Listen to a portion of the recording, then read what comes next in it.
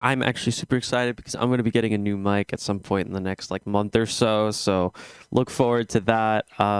This is really just going to be a couple of things that I've been thinking just in general about the start of the season. I think it's way too early to say much of anything about most teams. So we're just going to start off with the Memphis Grizzlies because I think that they are shocking a lot of people, myself included. I think I might have overestimated how much their fall off would have been because they don't have Jaren Jackson, because they lost Kyle Anderson, because they lost some depth on their roster.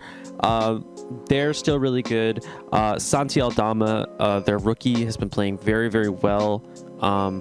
There's also been some excellent stuff done by Desmond Bane. Like, Desmond Bane is, I think, gonna make another improvement this year. Like, just overall, I think he is going to be an all-star this year. I genuinely feel that way. If the Grizzlies make the playoffs, he's gonna be an all-star, and I think it's because Ja Morant is playing MVP level basketball.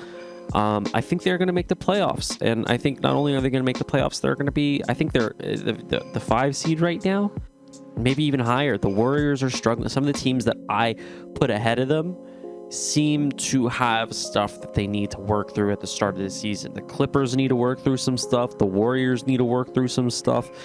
It's just overall, like, a lot of very good things are happening for the Memphis Grizzlies, and it all comes on the back of Ja Morant and Desmond Bane.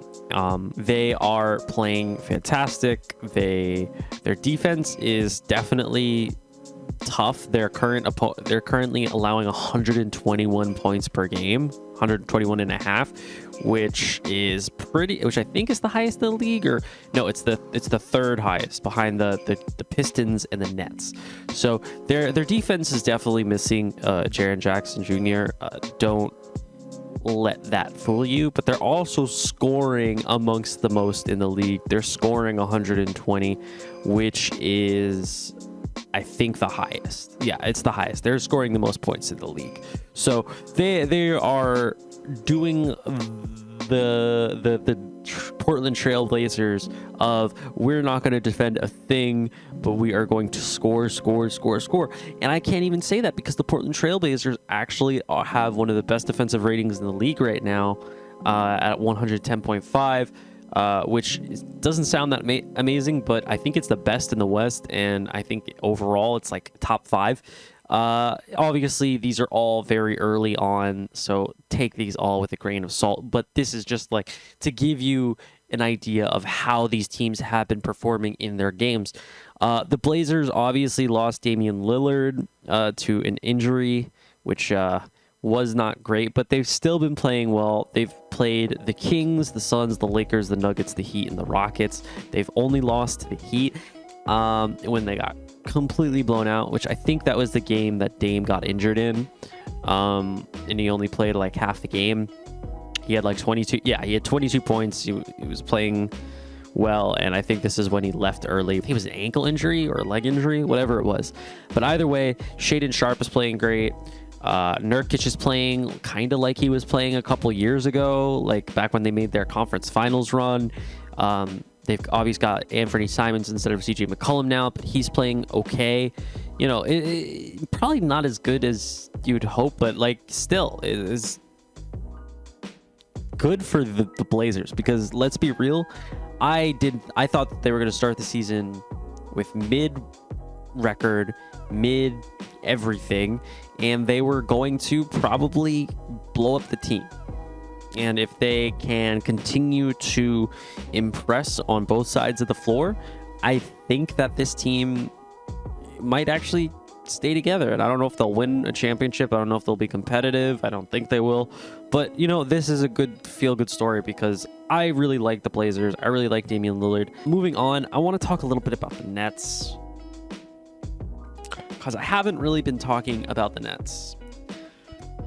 Ben Simmons isn't healthy in the head or physically. He is currently dealing with not wanting to have any contact with anybody, I think for fear of re-injuring his back. because he's not going into anybody. He's not being aggressive. And I felt this was a little bit like this in Philadelphia as well. I remember he injured his back when he was there in Philadelphia. In Philadelphia, there was this time where he injured his back he was just like bumping into a guy, like, he's dribbling and shoulder, and then he just like drops the ball and he was done. And he injured his back and he was out for like 4 months on that play. And I think pretty much ever since then, I have not seen this guy play aggressive offense. Just haven't. Clearly he's not in a basketball mindset. There was a play against the Grizzlies where he just let Ja Morant burn clock, like doing this for like 45 seconds, that they ended up losing the game because of that. Well, amongst other things. If they had the 45 seconds, they might have actually had time to make a bucket. But yeah, the Nets are not looking good. The Nets, like, Kyrie has been hit or miss, and also there's that weird anti-Semitic thing. The team as a whole, Seth Curry just started playing again, so he's going to be a nice little boon.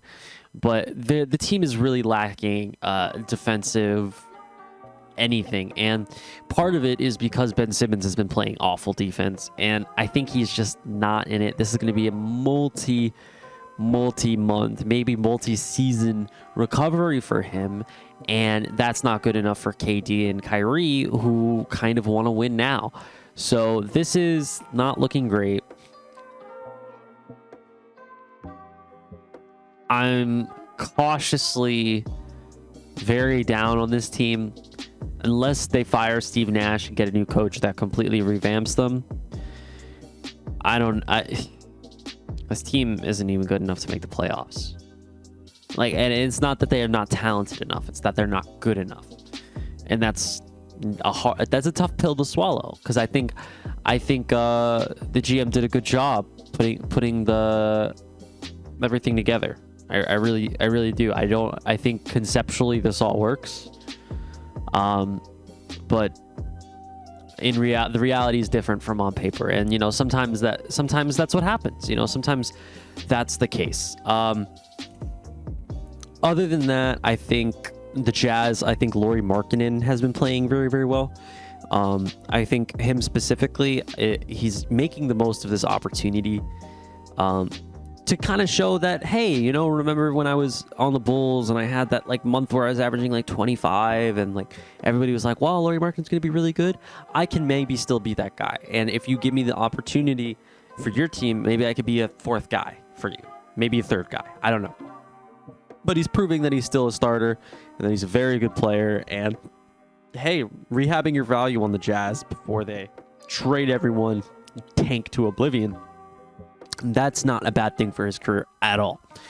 But other than that, like the Jazz and the Spurs and those guys, completely not going to go the distance. I already mentioned a different video about the Magic and how I felt about them. The Warriors are going through some stuff. The Knicks are going through some stuff. I'll talk about the Warriors because it'll just be like 2 seconds. The bench, the young guys, very clearly struggling on a lot of different things. Clay, very clearly struggling. He's definitely doesn't have his legs under him, and it's because he didn't like practice in the off season because he was nervous about re-injuring himself. So I think he needs some time to get back into it. I'm not that worried about the Warriors. I will say they don't look like a championship team right now, but the season's early and we know that they can be there. As far as the Knicks go, I think the Knicks kind of have this weird like dichotomy where some nights their bench struggles and some nights their starters struggle, and it feels totally random. Some nights the bench cannot, like, they're terrible defensively, and not even terrible defensively, where they just can't buy a bucket. And sometimes the starting unit is bad on defense. It's the flip. The starters sometimes struggle on defense. The bench sometimes struggle on offense. And there needs to be a happy medium somewhere, because the second unit is really giving a lot of effort and crisp defensive rotations. And sometimes it really just feels like it's RJ out there. And I guess Julius Randle gives good effort. I think a lot of the problem is that a lot of our defensive anchor comes from Mitchell Robinson, who cannot seem to not get like 2 stupid fouls at the starts of games. He just always does it in the first like quarter and a half.